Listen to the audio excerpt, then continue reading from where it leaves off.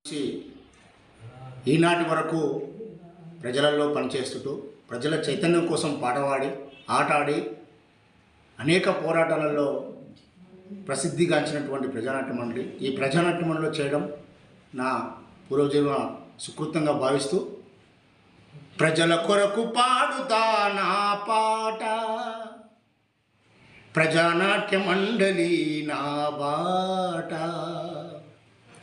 పల్లె పల్లె ప్రయాణించే నా పాట ప్రతి గుండెలో ప్రతిధ్వని నా పాట ప్రజల కొరకు పాడుతా